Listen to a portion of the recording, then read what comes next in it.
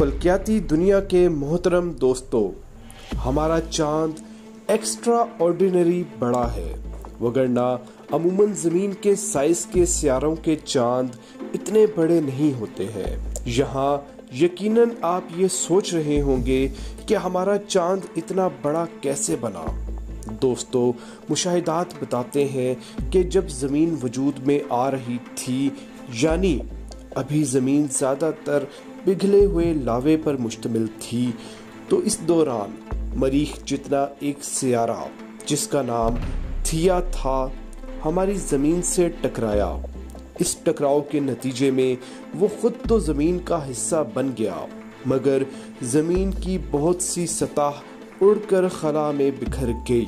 बाद अज़ां खला में इस डेब्रिस से दो चांद वजूद में आए, जिन्होंने ज़मीन का चक्कर लगाना शुरू कर दिया। वक्त के साथ साथ ये दोनों चांद यकजा होकर एक चांद की शक्ल में आज हमारे सामने हैं।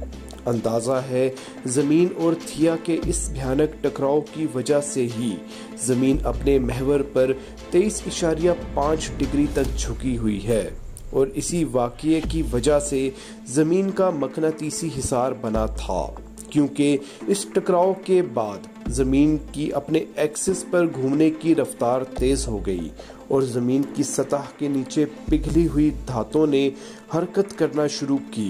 यूं ज़मीन के गिर्द मकनातीसी हिसार कायम हो गया। जहां ज़मीन की शदीद कशिशे शकल की वजह से चांद इसके हिसार में जकड़ा हुआ है, वहीं चांद की ग्रेविटी भी ज़मीन पर असर अंदाज होती रहती है।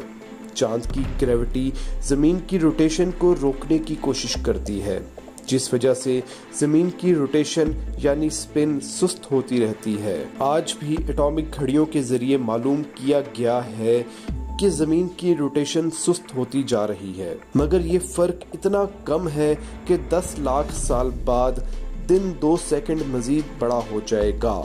अगर आपको ये सब पेचीदा लग रहा है तो हम इससे निकलते हैं और आपको चांद की सैर करवाते हैं। चांद की ये वीडियो एंजॉय कीजिए, जो हमारे फलकियाती दुनिया ग्रुप के एक एडमिन यासिर लाहौरी साहब ने कुछ वक्त पहले अपनी टेलीस्कोप से बनाई है।